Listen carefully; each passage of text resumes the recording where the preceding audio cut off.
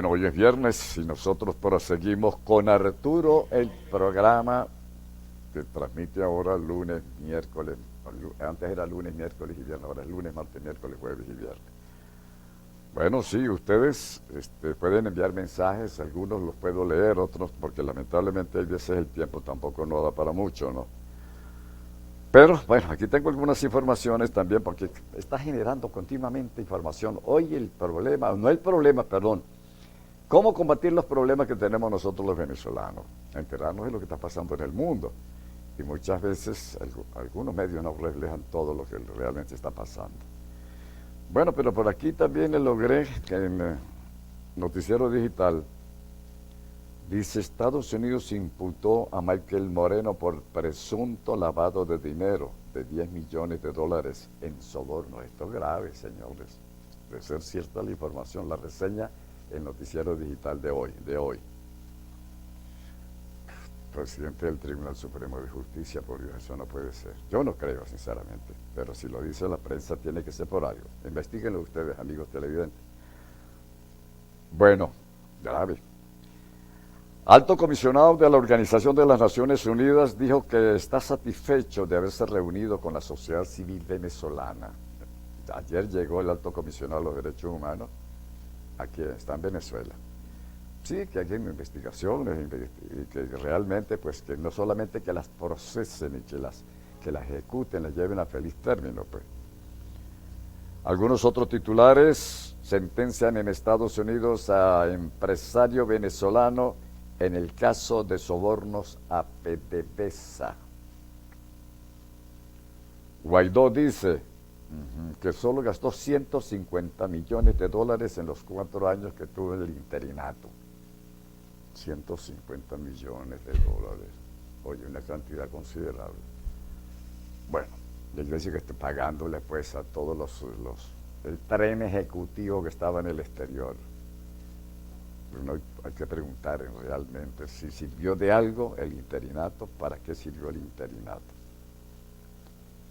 Bueno, tenemos también algunos otros. Combustible y falta de créditos mejor dicho, estamos en desigual de condiciones con Colombia. Problema de combustible, falta de créditos, y bueno, tienen problemas ahorita, incluso el problema del transporte todavía no lo han definido. Hay muchas cosas todavía para aclarar. Bueno, ahí vamos desglosando algunos otros titulares que reseña la prensa de hoy. Qué bueno, amigos, ustedes tienen que, yo les digo, busquen información, entérense, pregunten, indaguen y comenten, díganle, oye, ¿qué hay de cierto sobre esto? El problema nuestro es que muchas veces nosotros no leemos, no profundizamos. Bueno, hoy yo digo que un invitado de lujo. Hace muchos años que yo conocí al doctor Douglas Barbosa y yo siempre escuchaba, estaba allá en la Universidad de los Andes, pero no había podido hablar con él. Yo no sé, yo tenía el teléfono del doctor Barbosa hace mucho tiempo y creo que se lo pregunté después a un amigo y me dijo, sí, él está aquí. Entonces yo dije, no, bueno, hay que invitarlo. Desde la semana pasada estoy contactándolo. Ayer, por cierto, yo lo tenía anunciado, pero lamentablemente no pudo venir, se le accidentó el vehículo, que bueno, que es normal, un accidente. Pero hoy está aquí, presidente de la Asociación de Profesores de la Universidad de los Andes, Táchira. Profesor Barbosa, doctor Barbosa, para entrarle de lleno, ¿también afecta a la universidad, a los profesores universitarios, la situación económica del país? Claro. Bueno, primero que nada, muy buenos días. Gracias, don Arturo, por la invitación. Oye, Doedón es muy grande. Ese es el gentilicio, por razones de Es un respeto, gentilicio, ¿no? que ¿O será por en el nuestra acento? región utilizamos mucho. Claro, claro. Y no debemos perder. ¿Verdad Uno, que uno de sí? los graves problemas que estamos viviendo es precisamente la destrucción desde el punto de vista cultural que nos identifica como sociedad. Es verdad. Y esta situación es producto precisamente de la terrible crisis económica que vive el país. Y los universitarios, sin excepción, no escapamos de esa realidad. De tal manera que si el gobierno implementa políticas que buscan destruir institucionalmente la universidad venezolana, afecta desde el punto de vista social y económico el proyecto de vida que cada uno de los universitarios se trazó para dignificar su hogar, su familia y la razón de ser como ser humano que cumple una función educativa y productiva a favor del país. La crisis ha afectado notablemente a crisis país, crisis económica, no solamente hasta económica, institucional, ha afectado a la Universidad de los Andes. Lo que más ha afectado a la universidad es la política presupuestaria que a partir del 2008 se implementa desde el gobierno nacional, limitándole los recursos para el funcionamiento normal de las universidades. E igualmente el proceso de centralismo grosero mediante el cual se crea un sistema que llaman patria y se le arrebata la facultad a la universidad de disponer de los recursos para sufragar todos los conceptos laborales socioeconómicos que debe cancelar a los universitarios. Eso es lo que más nos ha afectado. Ahora, deserción de profesores. Sí, sin duda. Hace 4 años, la planta profesoral, en el caso del núcleo Táchira, estaba alrededor de los 360, 380 profesores. Hoy en día estamos más o menos en 200, 210 como planta profesoral. Pero hace 1 año, 2 años atrás, llegamos a 180 profesores ordinarios y alrededor de 50, 60 profesores contratados. Eso implica una crisis desde el punto de vista educativo e institucional que afecta el proceso educativo en su calidad, pero que en los últimos años se ha venido solventando porque se ha logrado abrir y ofertar mediante los concursos la posibilidad de nuevos ingresos. Y si hay excepción profesoral, también debe haber estudiantes, ¿no? Por supuesto. Claro, hay carreras que lamentablemente no tienen demanda, porque ya no representan una expectativa de vida para las nuevas generaciones. Esas carreras corren el riesgo de desaparecer, como por ejemplo las carreras en las ciencias sociales, geografía e historia, en el campo de las ciencias, como el caso, por ejemplo, matemática, física. Cada día son menos los estudiantes que se interesan por esas ramas y en consecuencia disminuye el número de inscritos o de alumnos regulares en cada una de las secciones. Estos días Venezuela ha estado convulsionada por casualmente las marchas de los profesores, de los educadores, y también se le están sumando otros gremios. Los profesores universitarios se están sumando también a esta marcha. Sí, hace aproximadamente 4 o 5 años atrás, los diferentes gremios, docentes, administrativos, personal técnico y obrero, en el seno de las universidades se integraron en las llamadas intergremiales. Luego coincidimos las diferentes universidades y se constituyó la intergremial universitaria. A la par, en el magisterio, tanto a nivel de las gobernaciones, de la gobernación como de la zona educativa, también se fueron conformando en coaliciones, en alianzas, para luchar por sus derechos y en especial velar por los procesos de contratación colectiva. Terminamos al final coincidiendo en la intergremial del Estado Táchira, en la que convergen todos los sindicatos, alrededor de 27 organizaciones gremiales y sindicales, que coincidimos en la lucha por la dignificación de la vida de los trabajadores venezolanos.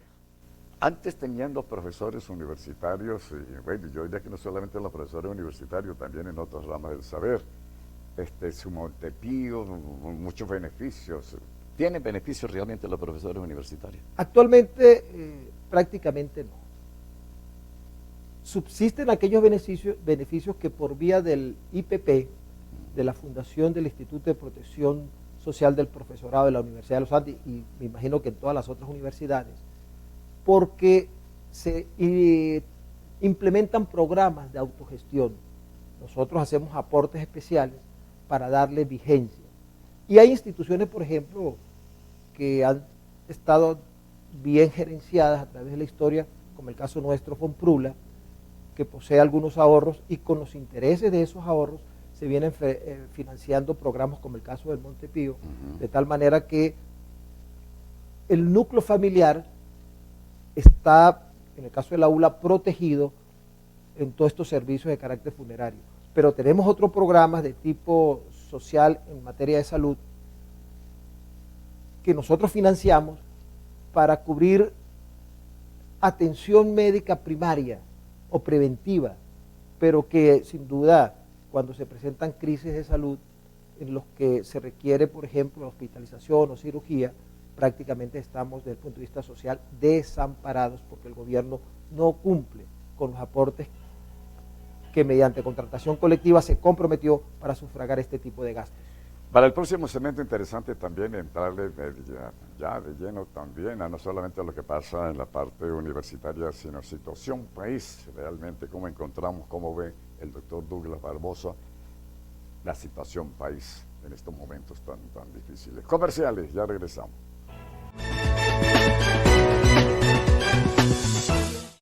Bueno, mi número telefónico es 0424-753-3788. Vamos a ver si lo ponemos allá en pantalla para cualquier pregunta que le quieran hacer a nuestro invitado de hoy.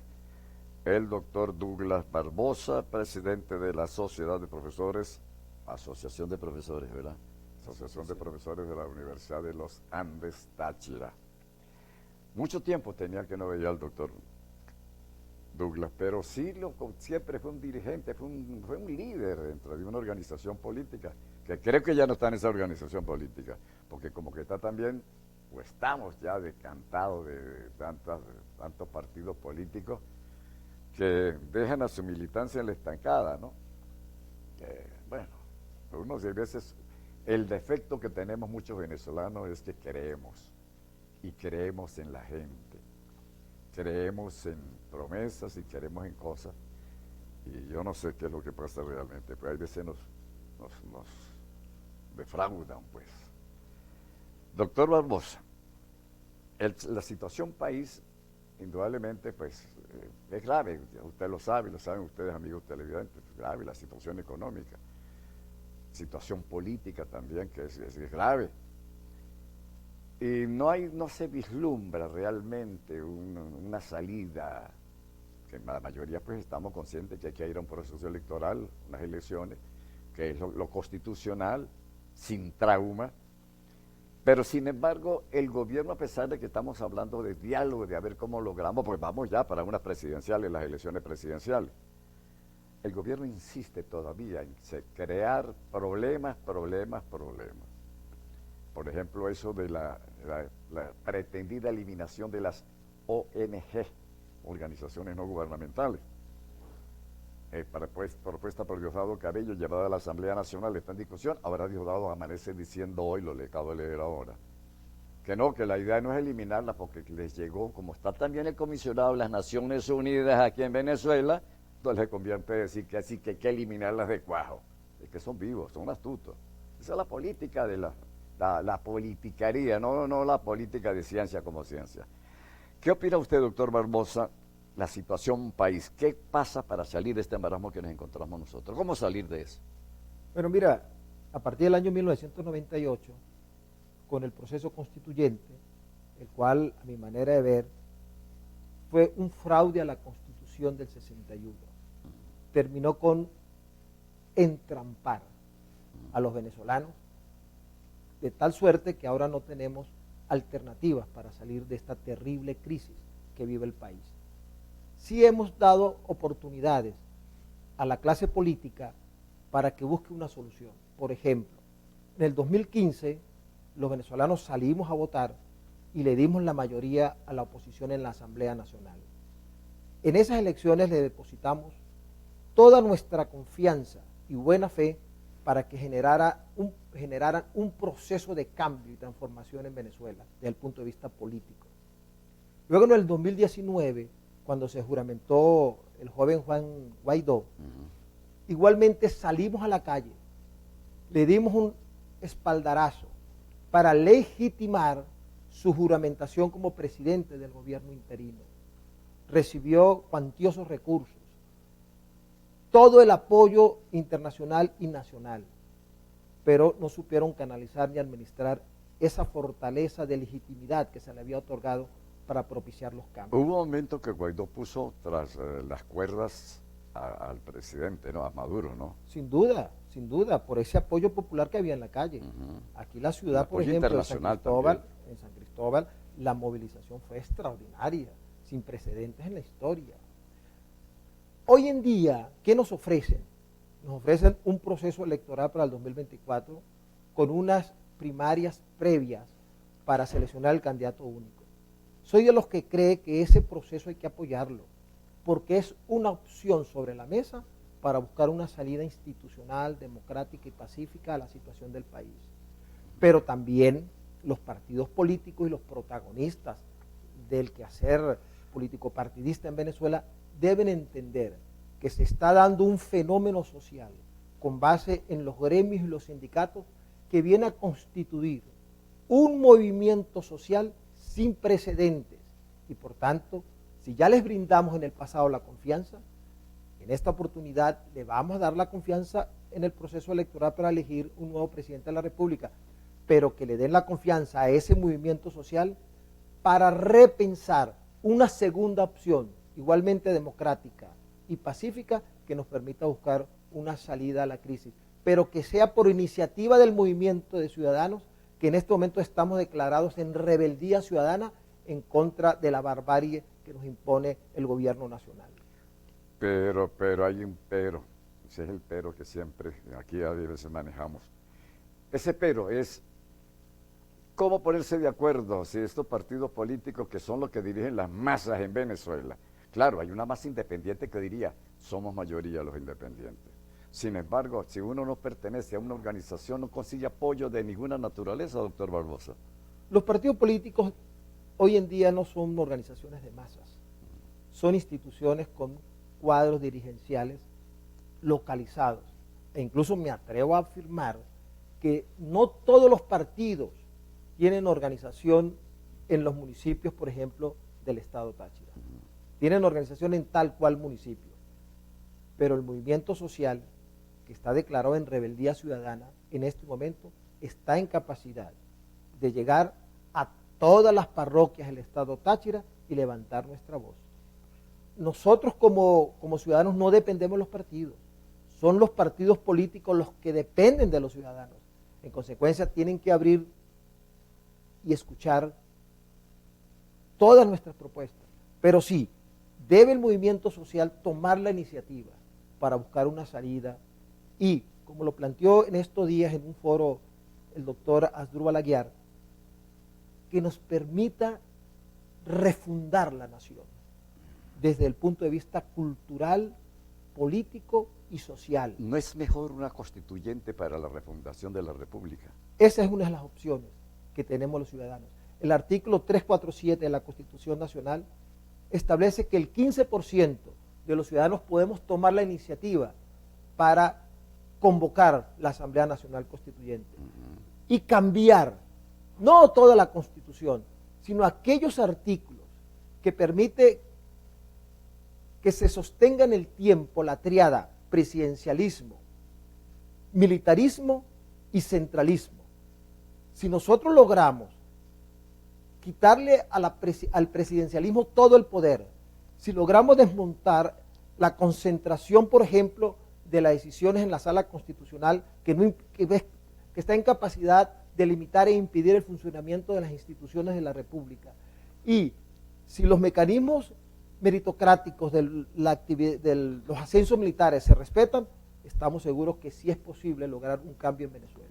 Y se puede hacer por vía de la Asamblea Nacional Constituyente, sin necesidad de depender de los poderes actualmente constituidos. Pero ahí está el detalle, decía Cantinflas. ¿Por qué no haber, por qué no lo han hecho? ¿Por qué no se ha hecho, mi hermano? Si eso es prácticamente lo más viable. Bueno, estamos proponiéndole a un grupo de amigos tachirenses realizar en los próximos 15 días un conversatorio en el seno de la Universidad de los Andes, para que como movimiento social tomemos la iniciativa de una segunda opción, sin descartar la electoral, para buscar una salida a la crisis institucional que vive la República de Venezuela. Sería lo más directo, ¿no? Incluso, por ahí lo invité, y voy a decir, lo invito de nuevo para acá, al doctor, el ingeniero Enrique Colmenares Pinol, que también está en esa jugada, está en esa onda, Por cierto, doctor Finol, por ahí tengo un libro sobre la constituyente que plantean ustedes, interesante, lo estuve leyendo. Refundar la república, desde abajo sacar un poco lo que está abajo para ponerlo arriba, ¿no? Sería lo más apropiado. Pero eso no lesiona intereses de mucha gente de la oposición, que están enchufados, que quieren chupar al lado del gobierno. Pudiera lesionar algunos intereses, pero yo creo que los partidos políticos que tienen vocación de poder son los primeros interesados de que haya un cambio en el país. De lo contrario van a quedar siempre con el esquema que hay constitucional por muchos años, como segundos o terceros en todos estos procesos. Porque va a ser muy difícil que por la vía democrática electoral haya un cambio en el país. Doctor Barbosa, interesante preguntarle ahora sobre la base de que aquí hay un público, aquí en el Táchira hay un público que está ávido precisamente de información, de quién le genera información, de quién lo oriente, que muchas veces todos los lunes el doctor Carlos Casanova también le dice a la gente, mire esto y esto y esto y aquello, y algunos preguntan, pero otros como que solamente se limitan a escuchar. No, es bueno que la gente participe para que aprenda, que le pregunten. Yo estoy seguro que ustedes allí con el doctor Barbosa dirán, pero bueno, doctor Barbosa, ¿qué usted nos propone a nosotros? Denos luz, denos claridad. ¿Será que nosotros realmente vamos a adaptarnos al sistema socialista que vive Venezuela? Bueno, mira, a mí me parece que en los últimos 23 años hemos vivido tres momentos. Vivimos tres momentos. El primero, del 98 al 2000, que fue un momento de cambio y redefinición desde el punto de vista ideológico, y es el momento en el que el presidente para aquella época, Hugo Chávez, se inclina hacia el marxismo-leninismo, pero opta por la propuesta de Antonio Gramsci de destruir lo que se llama la macroestructura o la superestructura de la sociedad y del Estado venezolano para sustituirlo por otra macroestructura. Pero en este momento, cumplido este ciclo gramsciano, pareciera que iniciamos lo que un autor señala, no recuerdo su nombre en este momento, la chinización de Venezuela. ¿Qué implica? Chinización sobre China, ¿no? Sobre China. Ajá. Es decir, tomar el modelo chino, Ajá, donde hay un gobierno socialista, comunista, de partido único, que ejerce las funciones gubernamentales con el apoyo de un conjunto de partidos cohabitadores. satélites. O satélites, pero que tienen la oportunidad de acceder al poder, Ajá. siempre y cuando sean cómplices del Estado, del partido único. De la estructura, sí. Y en el punto de vista económico, pues una economía de mercado. Si nosotros no actuamos, vamos a terminar en ese tipo de régimen que lamentablemente no significa para nada una opción democrática de cambio y de prosperidad para un país. Casi sería un gobierno totalitario, ¿no? Prácticamente. Yo creo que esa es la intención. ¿Como Cuba? No, pero en Cuba existe el partido único, pero no hay partidos satélites. Como lo hay en China. En China sí hay partidos satélites. Pero sujetos al gobierno. Sujetos al partido único. ¿Y aquí no sería algo similar de que de repente el gobierno como tal, pues vamos a decirle Maduro, presidente Maduro, pero entonces también hay otros que se dicen que son democráticos y se suman prácticamente a la estructura gubernamental? Ese es un fenómeno que hay que evitar en Venezuela y que no podemos apoyar. Nosotros necesitamos partidos consolidados, que se proyecten, que tengan legitimidad en la sociedad, que constantemente se estén renovando en sus autoridades. No es posible que haya una autoridad en un partido que dure 20, 25, 30 años. Eso es imposible. Eso implica que se trate de un partido maula, sin capacidad de reacción frente a los fenómenos que se dan en el seno de la sociedad. Pero, sin duda, los partidos son necesarios para que exista vigencia democrática y por ello se requiere que hayan partidos democráticos que se proyecten y que tengan vocación de poder. Hay que someterlos a una purificación. Los partidos políticos someten. Usted fue un dirigente de Acción Democrática durante muchos años, ¿no? Un luchador, pues, y tenía conceptos, porque Acción Democrática siempre estuvo embebida dentro, o metida dentro de más bien como una izquierda. ¿Se acuerdan que decían que Acción Democrática venía siendo de izquierda por Rómulo Betancourt, que inicialmente Sí. fue comunista, ¿no? Claro, Acción Democrática, su génesis es marxista, No, no leninista, no le- e incluso en Costa Rica, quien escribe la doctrina del Partido Comunista costarricense es Rómulo Betancourt. Pero entra en conflicto desde el punto de vista doctrinario con los comunistas venezolanos radicados en México, y Betancourt en el año 31 escribe lo que se llamó el Plan de Barranquilla con la organización ARDI, la Agrupación Revolucionaria de Izquierda. Esa génesis permitió distanciarse del marxismo-leninismo, pero no totalmente del marxismo. En el año 1976, cuando se realiza la convención de la Internacional Socialista en Caracas, liderizada en ese tiempo por William Brandt, primer ministro alemán, y que Carlos Andrés Pérez, electo vicepresidente de la Internacional Socialista en ese momento, Acción Democrática pasa a ser un partido declarado socialdemócrata, pero sin abandonar su raíz de partido de izquierda. Recordemos que en el año 52, cuando se escribe el libro negro, Leonardo Ruiz Pineda en ese prólogo declara que Acción Democrática es el partido de la izquierda revolucionaria venezolana. De allí viene esa ala de izquierda que después terminó como el movimiento de izquierda revolucionaria, que eran los jóvenes que dirigían la juventud o la Secretaría Juvenil de Acción Democrática. Ese socialismo en el año, cuando Carlos Andrés Pérez propone el gran viraje, en el año 89, febrero del 89, le da un cambio. Es como ese gran viraje viene a significar la salida del socialismo para abrirse al liberalismo.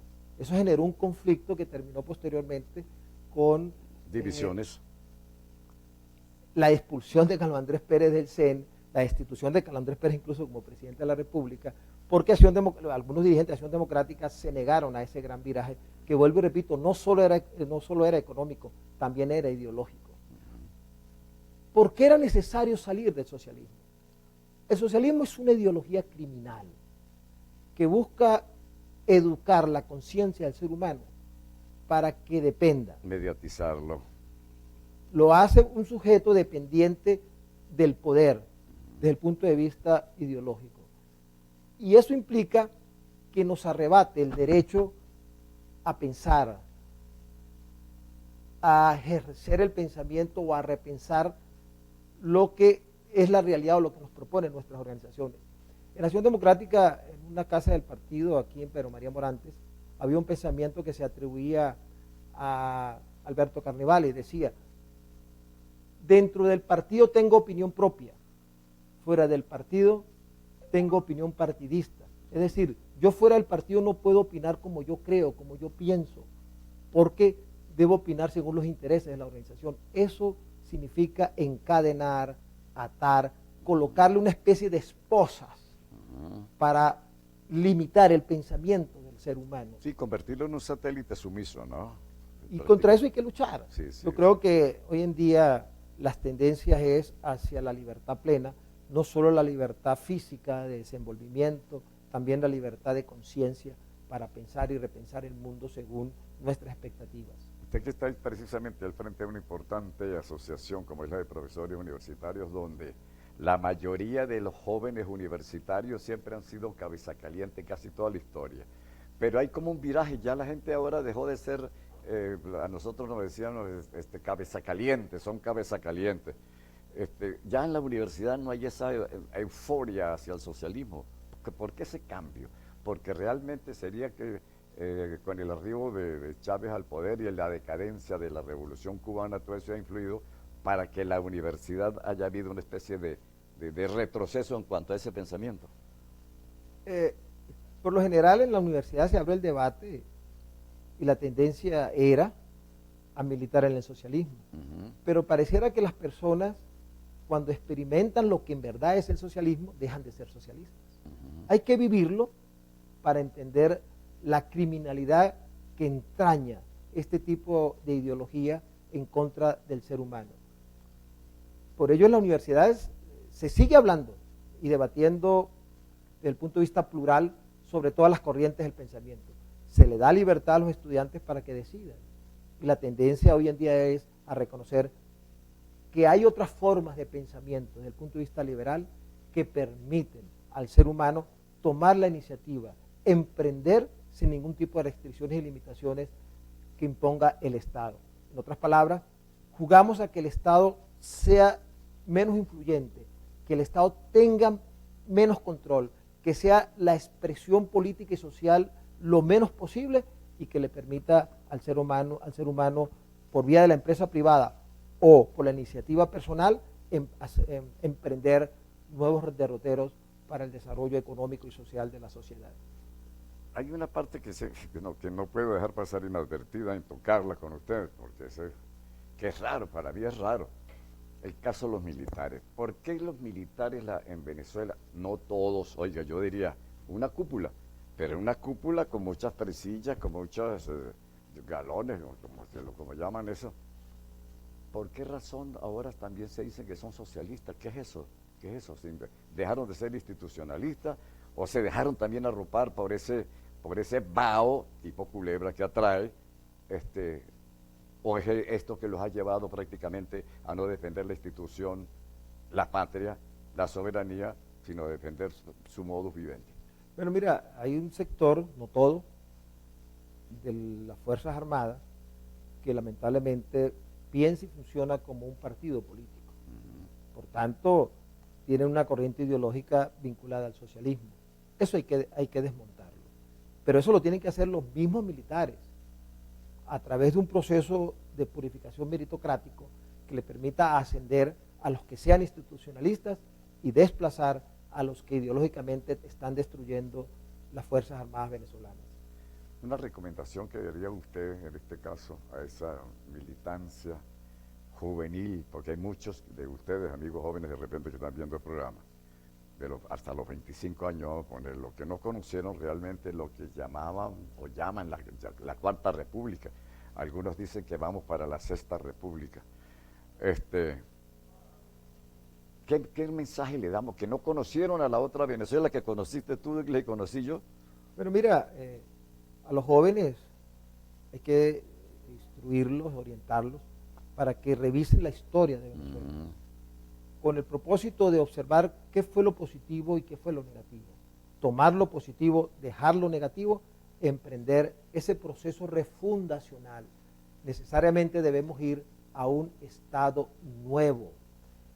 El Estado moderno, que nace con la Revolución Francesa en 1789, que los marxistas llaman el Estado burgués, ha cumplido su ciclo.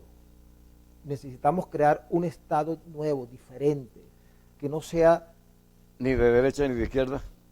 Debe ser un Estado que no atropelle, que no atropelle al ciudadano, que no imponga una forma de pensamiento, que permita que el que quiera ser socialista o el que quiera ser de derecha o liberal lo defina desde el punto de vista personal, y no porque el Estado nos impone una ideología utilizando el sistema educativo como está sucediendo en este momento en Venezuela. Avisado un investigador y profesor universitario, pero interesante preguntar eso. ¿Qué es lo que lleva al hombre o a la mujer a que de repente tiene que ser de izquierda o de derecha? ¿Por qué? ¿Por cómo nos definen de repente? Si yo hablo, así como hablo, me dicen de repente, tú eres de derecha, Arturo. Y si habla usted como una persona distinta, dice, no, usted es de izquierda. Pero ¿por qué nos define de esa manera? ¿Por qué nos califican de esa manera? Porque es un mecanismo desde el punto de vista de la narrativa o del discurso que utilizan los dirigentes políticos para sectorizarnos y controlarnos. Si yo me identifico con uno de los lados, soy amigo o soy enemigo. Y eso hay que superarlo también. Hay que superarlo, porque claro. todos somos ciudadanos, somos iguales. Somos humanos. Y tenemos derecho de pensar de una u otra manera. Necesariamente yo no tengo que estar encadenado a una sola forma de pensamiento. ¿Y por qué no? Si yo pienso de una manera, por ejemplo, desde el punto de vista socialista para solucionar un problema, ¿por qué mañana no puedo pensar desde el punto de vista capitalista o liberal si es una solución que me va a favorecer o que va a favorecer a la sociedad? El problema también radica en que muchas veces implementamos políticas que son orientadas a la solidaridad dadivosa, es decir, te doy una dádiva a cambio de. Tenemos que ir más bien frente a la crisis humanitaria a esa solidaridad bondadosa, es decir, yo te puedo ayudar, te puedo prestar auxilio, te puedo prestar colaboración, pero a cambio de absolutamente nada. O sea, con cualquier prebenda de repente, porque es que el pueblo, a nosotros el pueblo venezolano nos acostumbraron a ser prácticamente mendigos. Si no me das, o sea, si me das, tengo que estar agradecido toda la vida. Es que, ok, se puede aceptar y debe ser un agradecido, pero no condicionado, un agradecido condicionado. El socialismo cuando gobierna en el famoso Estado protector o Estado social de derecho, lamentablemente siempre busca entregar una prebenda con el propósito de obtener una contraprestación. ¿Cuál es la contraprestación? El voto. ¿Qué significa controlar el voto? Controlar la voluntad, la conciencia de las personas. ¿Controla un CLAP la conciencia de voto? Es posible cuando las personas no están formadas para tomar decisiones y ser autónomos, es decir, ser libres. Piensa con el estómago. Lamentablemente el socialismo nos enseña a pensar con el estómago y no con la cabeza. Hecho lamentable, ¿no? Es lamentable. Pero nosotros, lamentablemente, siempre hemos estado gobernados por el socialismo. Mira, el occidente en los últimos 200 años prácticamente ha estado controlado por los partidos socialistas. Ese esquema hay que empezar a superarlo para ir hacia las organizaciones liberales que entiendan la individualidad como un hecho biológico indiviso que no se puede fraccionar o dividir, porque cuando yo me fracciono, me divido, me coloco al servicio de los intereses de una organización partidista y no al servicio de una sociedad. Si soy parte de una sociedad es porque nos debemos todos para crecer, para dignificarnos, y no lamentablemente como ha hecho el socialismo en los últimos 200 años, que busca condicionar la voluntad del ser humano. En 30 segundos, doctor Douglas, para que te despida. ¿Realmente el país ha logrado superar la parte económica o estamos estancados o estamos peor que antes? En 30 segundos. El país vive una crisis económica porque se destruyó la estructura económica de Venezuela. La única manera de recuperarnos es reconstruyendo la estructura, y para que eso se logre se requiere una gran cantidad o millones de dólares. Es decir, el país se va a recuperar luego de 30 o 40 años. Tendremos que esperar 40 años, muchos de nosotros no existimos. A nuestra edad quizás no tengamos la dicha o la oportunidad de ver la reconstrucción del país, porque se trata de un proceso que tiene que iniciarse incluso por el sistema educativo que también ha sido destruido. Gracias, doctor Douglas Barbosa, presidente de la Asociación de Profesores de la Universidad de los Andes Táchira. Oye, qué interesante. Bueno, vas a estar invitado en otras oportunidades porque es importante hablar contigo respecto a eso. Y para ustedes, amigos de esas nuevas generaciones que realmente no conocieron la otra Venezuela que nosotros conocimos. Bueno, y a ustedes la invitación es para el próximo lunes, si Dios quiere, a partir de las 8 de la mañana. Hasta entonces y feliz fin de semana.